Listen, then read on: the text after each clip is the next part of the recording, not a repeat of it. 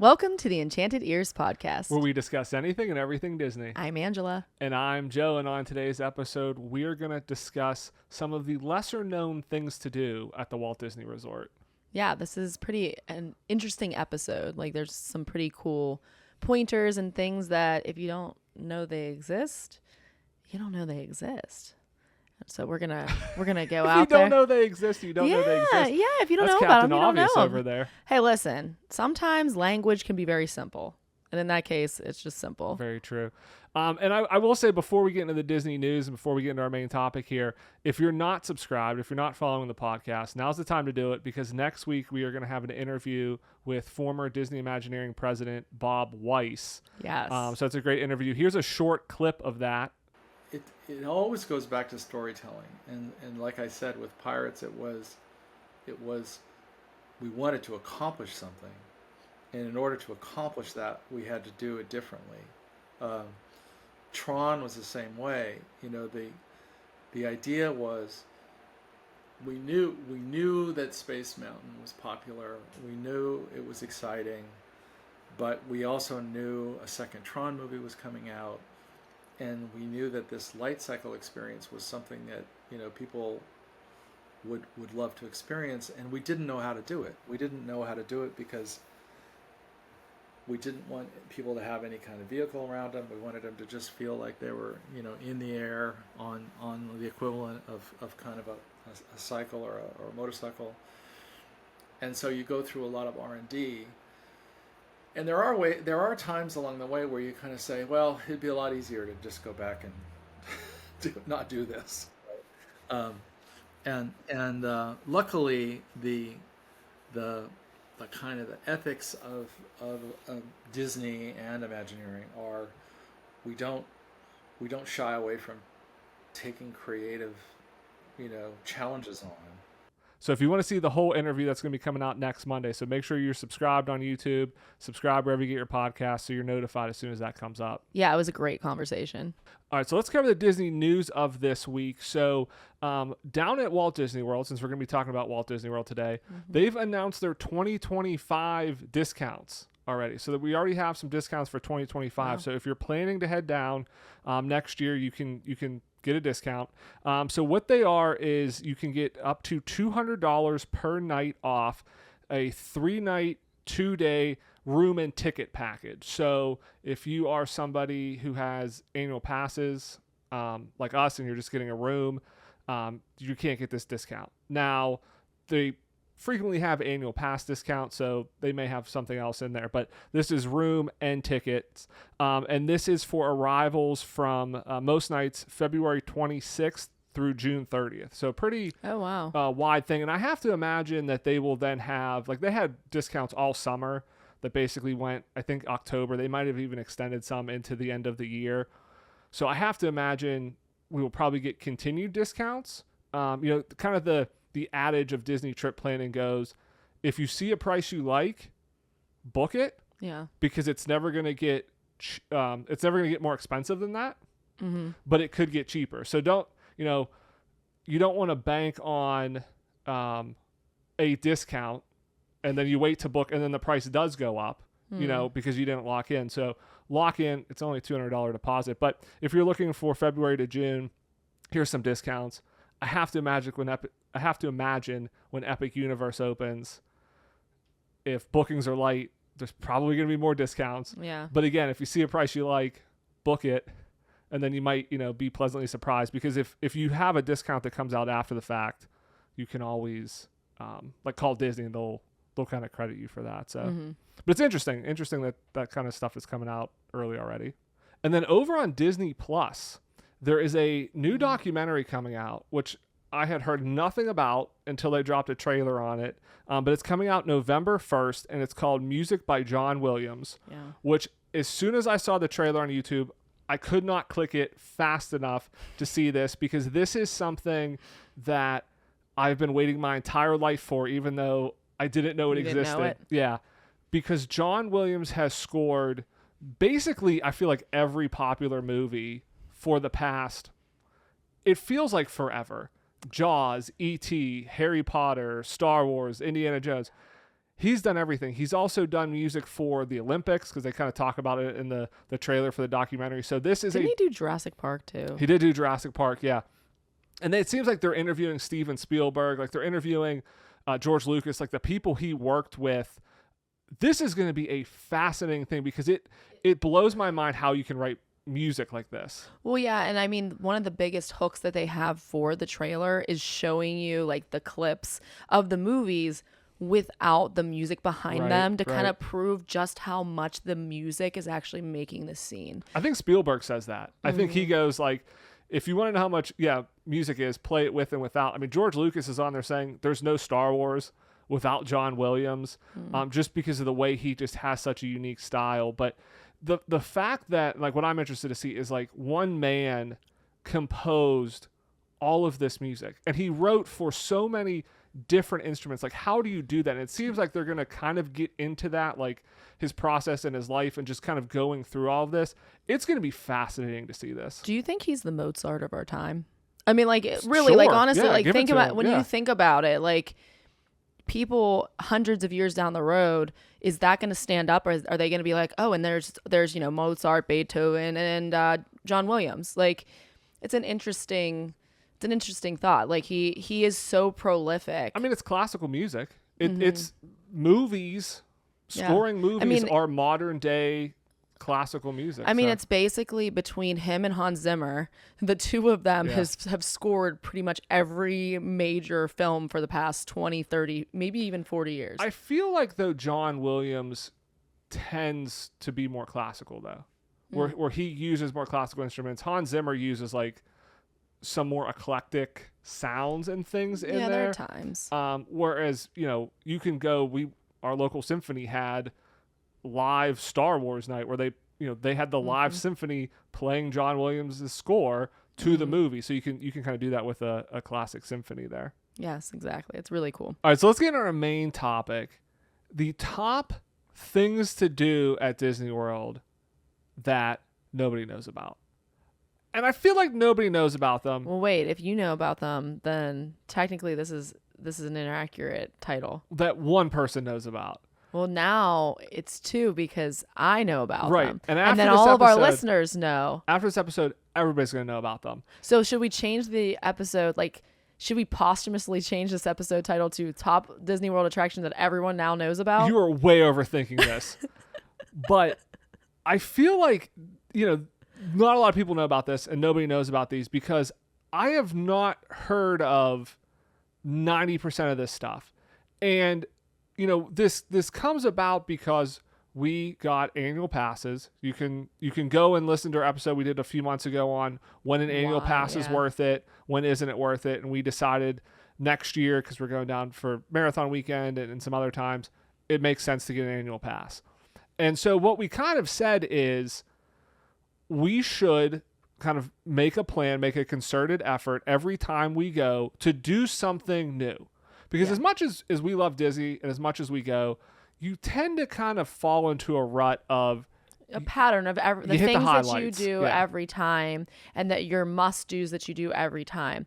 And so we realized that, we every now and again will incorporate like a tour or something that we haven't done, but there are little tiny activities and things that, again, like, they're not like these big tours, but they're things that you can do. Some of them are like really cheap. Like, they're not really expensive they're pretty to do. Inexpensive. Yeah. So there's a lot of things that you were able to find. Yeah. That so we can incorporate into our future trips. Yeah. So I looked and I said, okay, so what are some things we haven't done?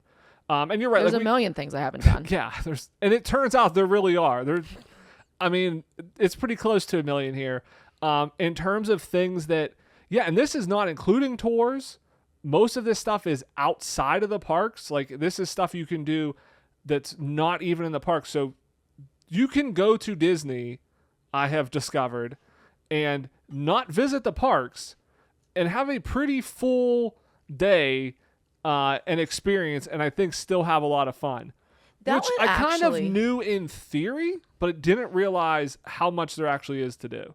It would be interesting to kind of go down to the parks and actually not go to the parks, but just do all of these little activities. Oh, yeah. I don't know that I'd want to waste a trip like go do a trip without visiting the parks at least one time, but that would be kind of an interesting thing of going to Disney World without actually going to Disney World. Yeah. All right, so let's get into this. So starting with hotels. So again, this is all stuff outside the parks. This is at hotels. We're going to start at Coronado Springs because I now think, never stayed there, but I now firmly believe, having never stepped foot in Coronado Springs, that Coronado Springs may be the greatest Disney resort there is at Walt Disney World. And I believe this because of all of the activities they have, which we'll get into. So many activities. But it is a moderate. So, in terms of price, it's kind of middle of the road. It's not the $1,000 a night you're going to pay at the Grand Floridian, but it's obviously not the $150 a night you're going to pay at like Art of Animation. But it's reasonably priced because they have the Grand Destino Tower. They have some of the more deluxe higher end amenities. So they have multiple restaurants there. So again, like you stay at All-Star Resort, Art of Animation, Pop Century, the values, you're just eating at a food court. They have multiple actual restaurants there. They also have a gym there because they have the tower, which only really the deluxes have. So like it is a nice blend of deluxe, but with a ton of activities to do. So what you can do at Coronado Springs, they have the Spanish mosaic art decorating. That takes place Monday, Wednesdays, and Saturdays. It's $25. Now they say this is for kids 12 and up. So like your teenage kids, if you go with kids, can do that. They have the Colors of Coronado painting experience. This only takes place on Fridays. It's a 2-hour experience. That's $40. Again, it's for kids 12 and up. And then they have Sangria University, which is for adult children, 21 and up there. That's weekends only. That's 90 minutes. Coronado Springs, the one restaurant bar there is known for their sangria. They have 4 house sangrias there. So as part of this experience, you kind of learn how sangria is made, how they make their sangria, and then you get to sample the 4 sangrias there. It's only $70 to $80, I think, depending on like the time of year and things that you go, which I think is a great deal for like an hour and a half experience. So like there's something there you could do basically every day. Yeah, I think that sounds really interesting. I mean, I think that the mosaic would be really fun to do even as an adult. And the sangria thing sounds really interesting because, you can tour like a winery or a distillery or something like that. But kind of like learning the art of something that you can kind of go to get a bottle of wine and then like get some fruit to how to do that. I think that would be really interesting to do, and then to get a chance to try all of their different things, like different kinds, without having to actually pay for each glass of them. I mean, you're paying for the experience, so you're paying more than what you would probably pay, but you're getting that experience on top of it. So I think that would be really fun. Yeah, and that's something that I'm interested in. Yeah, what's interesting about these though is like they're not all on the same day. So again, it's spread out. Like you could not do all of these. You could do, I guess, the mosaic is on Saturday and the Sangria University is on weekends, but like the painting experience is only on Friday, but the mosaic's not on Friday. So like it is kind of spread out throughout the week as well, so that you could potentially, if you go, because again, not a lot of people are going to go to Disney to not go to the parks and just spend all their time at the hotels doing stuff. So they don't have it stacked like that. Like they have it like, hey, you could do something every day. Maybe you go to the parks in the morning and you're the type of family that likes to come back and spend a little bit of time when it's 100 degrees in Florida. You like to come back and spend some time at the pool, cool off at the hotel. That's why the stuff's like mid-afternoon. Like the paintings from 1 to 3 in the afternoon. It's a nice little break up there. And also probably as a try to draw you away from the parks when it gets really busy. Yeah, for sure. Fort Wilderness is another hotel. Now that's really, Fort Wilderness is by Wilderness Lodge, but Fort Wilderness is technically the cabins and like the campground. But there is a ton of stuff to do there as well. This is where the Circle Tri-D Ranch is. So a lot of stuff with horses and the ranch. So you can do horseback riding or a horse-drawn carriage ride. So the horseback riding is 45 minutes for $65. The horse-drawn carriage ride is 25 minutes. It's $65 as well, but that's for 4 adults or 2 adults and 3 small children. So you could do for a family, a little bit more reasonable there. They also have a Segway tour, which sounds awesome. I've always wanted to ride a Segway. So I this could ride is a horse something- and you could ride a Segway. Yeah, I don't think you can do those together, but we could do that. But it's called the Wilderness Back Trail Adventure. It stops at the stables as part of it. So it kind of goes around Fort Wilderness. That's a 2-hour tour, and that is $90 on that. And then they also have archery, which is $49. This is for kids 7 and up, so younger kids can do this. It's 75 minutes, though, which I feel like is a lot of archery. We've done archery before, and it gets tiring after a while. Especially like if you're accidentally like hitting your arm, like when you release the string. Like I feel like 75 minutes. I feel like that's too much archery. Are they using like actual bows? Are they using It looked like it. foam tips? Yeah, like No, it looked legit. I mean, it looked like from the pictures, it looks legit. But yeah, I almost feel like I would pay them extra to be like, can I only do this for like 40 minutes? I mean, you could sit down on a bench. I guess, yeah. When we did it before, we could have done that. Yeah, I guess you could have stopped because 75 minutes is quite a long time. But that's a good deal, I think, for that long for $50. I mean, I think that anytime when we did it the first time, I was like, oh man, I want to get like a bow. Like we don't really have anywhere to do it. Just to like. You wanted to become Katniss Everdeen. No, I wanted to be Merida. Oh, okay. All right. Yeah. Okay. I'm not trying to, survive the Hunger Games out here. I just want to. Did she shoot her bow while riding a horse? Could we combine horseback riding and archery here? Can you pay for both and then do archery on horseback? Maybe. I don't think so. Do they have the full Merida experience? Oh, that sounds. That's fun. what's missing out. I have Merida on the brain. I'm reading Fate Be Changed right now. The one book about like Merida if she didn't turn into a bear. She didn't turn her mother into okay. if she didn't turn her mother into a bear and Okay. and she messed with the spell herself. That's what's on my brain right now. But yeah, I like it though, the full Merida experience. yeah, I like it too. I do wonder though if the horseback riding experience is like one of those ones where the horses very clearly know the trail, and so it's like doesn't really. It almost feels like you're on a ride rather than you're on a living, breathing animal because they kind of just know where to go. So it's like they're on autopilot. Yeah, it kind of sounds like that a little bit. Like it mentions in the description like this is a good experience for beginner horseback riders or even like intermediate ones because it sounds like you might be dealing with like older horses that are a little bit more tame and gentle and slower and everything, but it says like, hey, they still may get spooked or it is an animal, but I think you're right because like even if you remember like whenever one of those Disney Plus shows like the behind the scenes shows like where they talked about the horses training to pull Cinderella's carriage for the Disney weddings, and it's like how they like test the horses and make sure, are you afraid of fireworks or people walking around, because they have to like walk through parks and they have to go through high traffic zones, and like so they pick the horses that are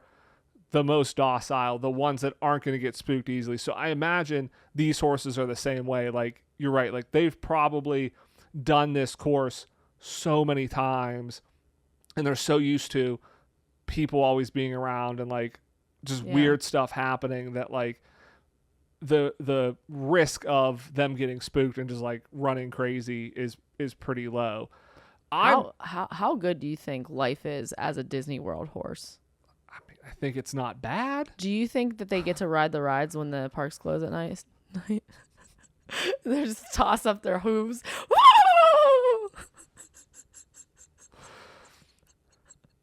So now you got me thinking, what ride could a horse actually fit on? What would be appropriate? Well, mini. Are we talking a full-size horse or a mini horse? I mean, I think these are Shetland pony. I mean, I think these are like actual horses. So I think full-size horses. So they could go in Carousel of Progress. That's 100% what I was thinking. Carousel of Progress. Yeah. Could you get them on a boat ride? Ooh, could they fit poorly in the Living with the Land boats? I was 100% thinking Living with the Land. Like, could you modify Living with the Land boat, right? Because you're not doing Pirates of the Caribbean. Probably not. You might be able to get Small World. Those boats are pretty small, though. I think Living with the Land is definitely your target. But like you're definitely not getting them on, like Space Mountain or anything. I mean, that's out. Could you build a big enough trackless ride vehicle that you could get them on Remy or Rise of the Resistance? I think so. Could you build them a special harness so they could ride Tower of Terror? Nah, I don't think you'd want to do that. Can you imagine the ride photo though? I mean, why is this legitimately have me curious now on what attractions are appropriate for horses to ride? I feel like we need some viewers to Photoshop some video, like some photos of horses on Disney attractions for us. I'm not gonna be able to sleep tonight because I'm gonna be thinking about like, well, I could see you getting a horse on this one, yeah, and like, oh my gosh, yeah, I want to know. Like, let us know in the comments. Know. Can you tell us? Let us know in the comments which attraction you think is best for a horse to ride. That's what I want to know. That's all I need to know this week. Bonus points if you name the horses, and tell us what they look like. Are they Appaloosas? Are they painted horses, brown and white? They have little spots like a cow.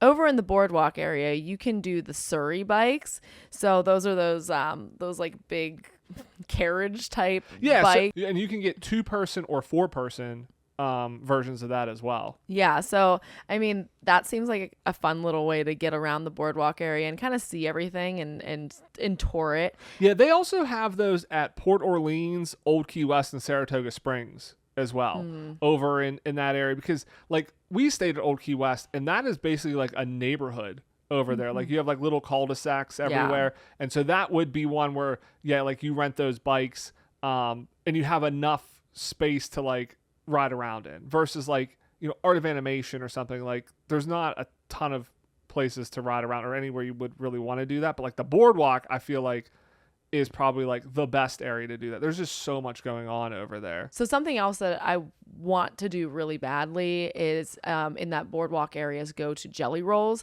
which is a dueling piano bar it has a $22 cover charge. And I just think that something about that just seems really appealing to me.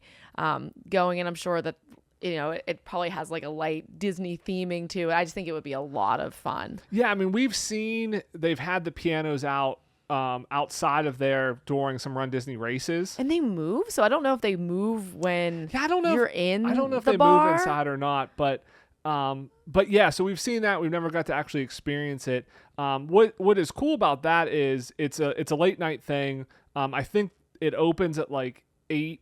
And then I think they start playing at 9, but it's continuous. So they don't stop. So from 9, I think until they close, I want to say like 1:30 in the morning, 2 o'clock in the morning, it is continuously playing. So it's not like you have to worry about like, oh, I'm going to go there and they're on a 30-minute break or something like that. Like basically from 9 o'clock on, you can go there and they're playing, taking requests, that sort of thing.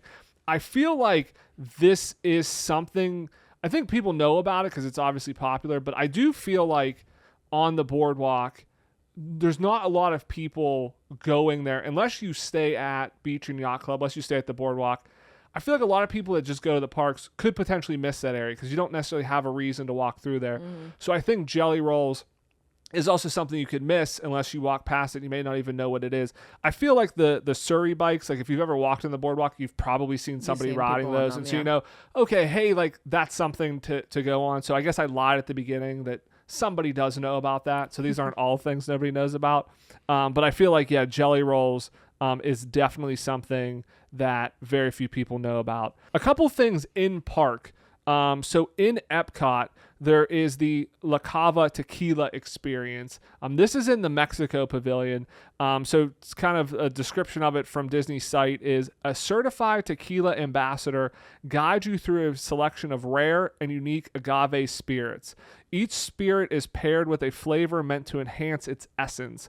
Some tequilas are exclusive to La Cava experience and are not available anywhere else in the world. So like very high end. Is that because they're so bad? No, I think it's because they're so good and sophisticated.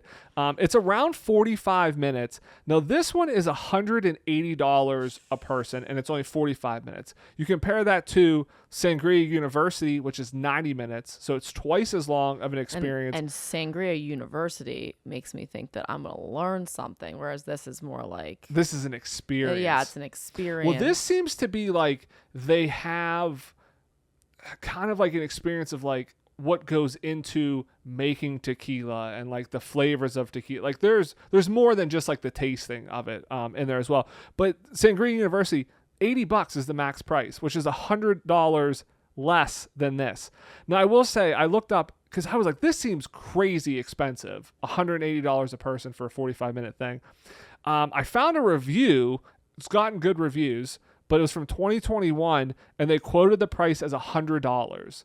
So in 3 years, this thing has gone up 80%. So either word has gotten out and this has become extremely popular, and so they're like, let's just keep raising the price, or this is just another instance of Disney wildly increasing prices out of like any sort of normal proportion, because it's insane for in 3 years this thing to almost double. Something else in Epcot is the festival scavenger hunt. Now this is pretty cheap. I think it's like $8 or $10 to do this.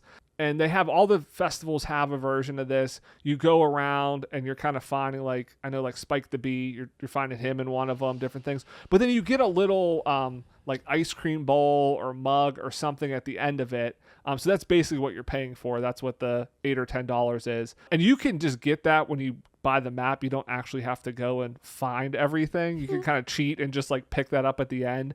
Otherwise you have to remember to go back. But that's something we've never done before. And I think that's something that not a lot of people know is there. And it's a cheap thing to do. Yeah. So I think the Spike the Bee merch is usually flower and garden, if I'm correct. Think so, yeah. So that's definitely the one that I would love to do, because I'm a huge Spike the Bee fan. I think he's adorable and he's underutilized.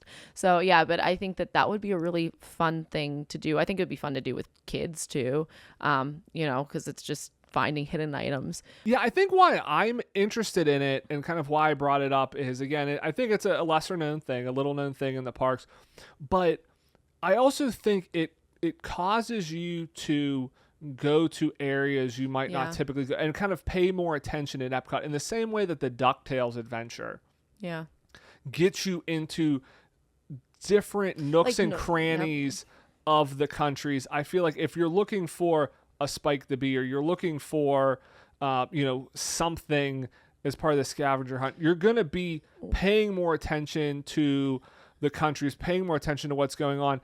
And having been to Epcot a lot, being able to see something you maybe never noticed before is a really cool experience. Mm-hmm. Yeah, it teaches you to focus on something else other than what you typically focus on. Again, like we were saying at the top of the episode, you get in a rut and you kind of do and look at even some of the same things over and over again. And even if maybe you see it, you might glaze over it, because Disney World is such like a visual wonderland. So it will give you a way to focus in on something else. So I think that in and of itself was probably worth the price of admission there. Yeah, and another cool thing, and this is over in Magic Kingdom and Liberty Square, that I've seen people posting about recently is the hand-cut silhouettes that you can get. And I feel like we've walked past this cart and I've kind of seen them there, and it's never really registered to me what they are, because I don't think I've ever seen somebody like actively getting one. But basically you sit there kind of for a portrait, and a cast member takes a piece of paper and with scissors cuts out the shape of your profile. Talk about a profile picture. Yeah, and it looks, and it's a silhouette, so it's kind of Liberty Square, it's kind of old timey, but like they look like the people. Like it's an impressive piece of art to have a cast member be able to sit there and kind of look at you and like Edward Scissorhands kind of cut a shape in there. And can you imagine if you did that? If I tried to like, I'd end up looking like Gonzo or something. I was to say we should try that. We should try to do that to each other, because they make it look so effortless. And it totally is not effortless. That if we try to do that, it would not look like you at all. So this, I mean, it's a really cool thing, and it's a cool keepsake that you can have. You can hang up. They sell frames for it too. Like, I don't think it's super expensive to just get the silhouette because it's just a piece of paper. If you want to get a frame and whatnot, that kind of adds some price to it. But like, it's a cool thing, and again, it's something very Disney, where like if you go to an amusement park, yes, there's attractions, there's rides, like you can kind of have that stuff anywhere, but like it's those little things of the artisan, ness of it, and like a cast member like physically doing this, and just that cool keepsake and memory that like it feels so quintessentially Disney that it's like I'm not going to get an experience like this somewhere else. But again, it's something that I feel like is very easy to miss in the parks, because Liberty Square is kind of small. And it's just like you don't really notice what it is unless you see somebody doing it. Do you think we could both get our profile done, but do it in like pucker our lips so it looks like our profiles are kissing? Because that would be kind of cute. Yeah, I don't know if they've ever done. I'm sure you could do something like that. Yeah. Yeah, like, and then you could like frame them together. That'd be kind of cute. Yeah, that would be. We'll have to try that when we try this. This is something I definitely would like to try. So, and then moving on to Disney Springs, there's again another kind of drinking class, so cocktail classes at the Edison. So again, these are all different kind of versions of a similar experience here. These are only on certain Saturdays, and they're themed. So like some of the themes they have coming up are like big screen drinks from the big screen, or prohibition drinks. So it's kind of teaching you about mixology, about cocktails. It's themed to a certain thing, and this is $100. So again, out of the three, the La Cava experience, which I've heard good things about, just seems way overpriced now. This would be cool to me, I think, even more than the Sangria University, because it's going to teach you like a variety of drinks and mixed drinks. And there's something about like mixology that I intuitively like, even though I'm not like, neither of us like drink a lot, but like intuitively I like the idea of mixology. I mean, if we were big entertainers and we had company over a lot, then this would be something that would maybe appeal to me. But the thing is, a lot of mixed drinks use things like bourbon or different alcohols that neither of us ever drink. So the thing about the sangria that appeals to me is like, I know that is something that I do like or enjoy on occasion, whereas I bet you 99.9% of all these drinks are things that I would never drink. Yeah, I think it kind of comes down to similar why I like cooking, even though I don't like eating any of the food. I think part of me has dreams of being like one of those like bartenders, like with flair, that you see like flipping the bottles up. I could see that. I could see you doing that and like lighting something on fire. I was just gonna say lighting drinks on fire. So I think there's like part of me that's like, I want to learn this so that I can do fun tricks. Who am I gonna do them for? Not me, because I'm not drinking any of this stuff, but like it would still just be so fun to do. I could see like you having an alter ego that's like really overly friendly and like just like haha, like So me normally, I'm super friendly. and then make let me what can I get you? Like I could totally. Oh yeah. I'll flip the drinks. I'll like pour like 15 Joe Casa, Sue Casa. What can I get you for dinner? Oh, this would be great. Yeah, so I think that's why I like that. The Amphicar over at the boathouse. Wait, is it an Amphicar or Amphibicar? Because I thought it was Amphicar. It is? Yeah. That's dumb. It should be Amphibicar. Like an amphibian. Yeah, no, I got you. But it's Amphicar. So these are the cars. All right, I'm going to continue to call it an Amphibicar because that makes more sense. Okay. These are the cars that go into the water. It's $125 if you dine at the boathouse, which I highly recommend. You can save $25. It's only $100. This is something we have to do. Your mind has been blown whenever you first found out about them a couple years ago. We've gone multiple times since then, and we watch them. We eat at the boathouse. We see people in them. We still haven't done them for some reason. I don't know why, but this is definitely something we have to do.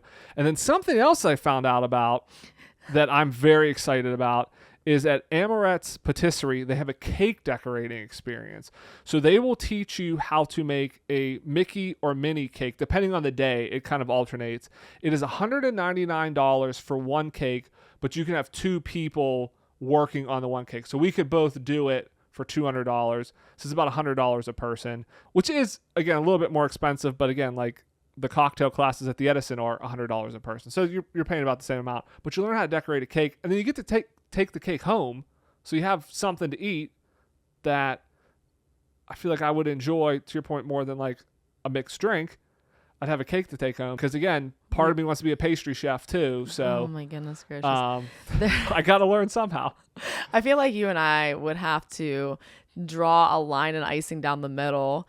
And you don't want somebody looking at it and thinking you did it and then it looks bad because I did it. You want everybody to clearly know this is Joe's half, this is Angela's half. I'm gonna write my name in beautiful cursive on my side. You would be appalled. You would be appalled if somebody assumed that the part I did was the part you did. You would be absolutely appalled. You'd be so mad.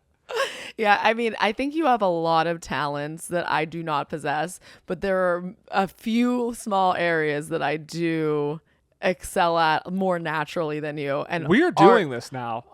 Artistically, I think that I have, like, artistically as far as like decorating or drawing, I think that I generally am better at it than you. You do realize you threw down the gauntlet. We are doing this now. We will split the cake in half, and we will see who does better. And then we can post it and have everybody vote on who did it better. I'm bringing my A game. I'm going to destroy your half of the cake. I'll bring my D game and still beat you.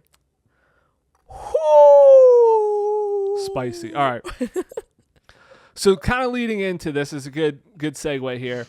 So going through all of these things, all of these like really awesome experiences that did not know about. So all new stuff that we've not done before. Planning into the next year. So we talked about, okay, like we want to try something new every time. What are your top 5 things that you're like, these are the ones that I want to do in the next year? All right. So I think number 1, and this place has like mythic proportions to me, and it probably, I'm going to have to like hype myself down on it before we go, so I'm not disappointed, but jelly rolls, I really want to go there. I really want to do the Sangria like class. I think that would be really cool to do. I think that maybe the Spanish mosaic art would be kind of a fun thing to do, and then you get to bring that home. And I think that the amphicar and again, amphibicar, to be more proper. So I think that would be a lot of fun. And I mean, I just want to prove that I'm better at decorating than you. Cakes. So cake decorating, I think. That's a good 5. I definitely think, again, with Coronado Springs, you mentioned a couple things on your list from Coronado Springs. I think that is a hotel that we need to stay at in the upcoming year, because I did not realize how awesome Coronado Springs was. Coronado Springs is lit. I think they have like a great pool there too. Like it seems like a really awesome nice resort. Yeah. All right. So my top 5 things with you on cake decorating, and that was before you even tried to disparage my good name in terms of cake decorating. I had it on my list because, again, Joe in another dimension wants to be a pastry chef. I'm with you. Joe in another dimension wants to do every job. Don't just say pastry chef. Have you ever, like, I really connected with the movie Everything, Everywhere, All at Once, on how it was like you have a million different versions of yourself that, like, every decision you made, a parallel you made the other decision. And in this universe, you're a famous author. And in this universe, you're a pastry chef. In this universe, you're a cook. I was like, I believe there's a million versions of me, and they're doing all these fun things I want to do. Now, I just need to somehow be able to connect to them all so I can live all those experiences. Maybe one of those, you're a successful podcast host. My goodness. Why? Why are you doing this to me? I'm sorry. It's a cut against me too. Don't worry. No, it's that competitive streak coming out. You're in like competition mode now. We are not decorating a cake today. You can chill out. Meanwhile, it's like 10 o'clock at night, and I have to try to go to bed after this. All right. So cake decorating, amphibicar. I got you saying Yes. it too. Amphicar. Nope, Amphibicar. I'd like to do a scavenger hunt at Epcot. Oh, yeah? I'd like to do one of the festival scavenger hunts think that would be fun. for the reasons I talked about. And it's cheap. Yeah, for the reasons I talked about, though, of just exploring Epcot there. I would love to ride one of the Surrey bikes down the boardwalk. You and me ride the boardwalk, and I'm going to wave like this to people. I'm just gonna like gently wave, very like I'm royalty, riding down the boardwalk with you. Only if... Oh, if they have little bells on them, ding, ding, Well, I was ding, going to say, ding, only excuse if me. it's like the scene from, I think it's Wedding Crashers, where they play that do-do-do-do-do-do-do-do-do-do. Can we play that song? Yeah, sure. We can play The that whole on our time. phones as we drive by. 100%. Yeah. Because the boardwalk is another area I'd like to stay at as well. I mean, you want to go to Jelly Rolls. I don't have Jelly Rolls on my list, but I have the Surrey bikes on my list. So, like, I feel like staying near at the boardwalk, at Beach and Yacht Club, Swan and Dolphin, somewhere around there, because, again, Jelly Rolls it's a nighttime thing. You know, the bike's a nighttime thing. Like, being close by where you can go out at night and you don't have to travel far back to a hotel if you're getting back at 1 o'clock in the morning after the dueling piano bar or something. Yes, wait, is hang a on. place to stay. I know you're in the middle of giving your list. I only got one more. Go ahead. My other thing that is not on this, anything we've talked about, but it just occurred to me. My sixth thing is I want to go to Trader Sam's to experience some of those different, that's true, the different things drinks and that stuff. they do whenever you order the different drinks. It is amazing that we have DVC at the Poly And have never been to Trader Sam's. It's just We've tried. It's just so long of a wait. That's all. Yeah, we've tried. That's the problem. And we never have made it a priority. Like, we were pretty booked. There's going to be a time in the future where we go. We just have to go early. You got to put your name in early is the problem. Like, we go, we're like, oh, let's put our name in. They're like, it's 4 hours. We're like, okay. Like, we got to go earlier on there. Yeah. So if we go in and it's 4 hours, we can probably go to a park and then come back. Yeah, exactly. and we'll be you got to okay. plan it. It's kind of like how... Like with Gideon's. Yeah, like the line's not as bad at Gideon's, but like we learned, like, go get in line, then go eat dinner, then come back. Then you're not, you've already burned an hour and a half of the 2 hour wait or something like that. So it's a similar thing. So my top thing though, Segway tour. I want to go over to Fort Wilderness. I want to do the Segway tour, basically for the sole reason of my life dream. Here we go again, another version of Joe. I want to ride a Segway. Like, I want to ride a Segway. And then can we play Riding Dirty? Because, again, Riding Dirty or White and Nerdy, whatever one you want to pick, we'll play that while we're riding with our helmets. I think the problem with that is it's a large group of people, and so, like, you might be annoying some of the other people. When we're on the bikes, it's just you and me, so we can kind of do that, I think, ourselves. Maybe we put it in our headphones. Maybe we have like one headphone and we play it, or we ask like, hey, do you mind for like a second? Can we just like well, it is actualizing a dream, because that is literally what Weird Al is riding, I believe, in some portion of White and Nerdy. Okay, well, yeah, we have to do that. I think he says, I like to roll on my Segway. Yeah. Okay. That is a literal line. Nice. So, yeah. And then sixth one, I think one of the drinking experiences. So you say Sangria University, I can get behind that. I could also do La Cava's probably my third just because it's so expensive, but like a mixology class I think would be fun. So I think any of them, because again, just kind of your point, just learning about it and kind of how to do that I think would be interesting. But so I'll go with Sangria University because of you. I mean, I think when we did the Adventures by Disney and we went to the 87 wineries, and we're not huge wine drinkers, but it still was super interesting going and seeing it and learning the process. So yeah, it is a really cool thing. So I mean, we're not going to a foreign country to tour their wine cellars or anything, but I still think it would be a really like an interesting experience. Yeah, that's what I said. I think any of them would be interesting. I don't have, again, like a preference, because it's not like, oh, I love sangria or I love tequila, whatever. So it's kind of like anyone would work. So you say sangria, I'll say sangria. But that's my sixth one. So I think I have other 5 things I want to do. If we get through that, we'll do the 6th one. So we'd love to hear from our listeners. Like, what would you want to do of these activities that we went over? Or do you know about an additional activity that we didn't cover. Yeah, 100%. So let us know on Instagram. We're at Enchanted Ears Podcast over there. If you're watching this on YouTube, you can just let us know in the comments below. But that wraps up the show for this week. I want to thank everybody again for listening. If you've not done so, please leave us a rating or a review. Subscribe wherever you get your podcast. It really helps, and we really appreciate it. Thanks for lending us your ears. Have a great week, everybody. We'll see you here next Monday. Bye-bye.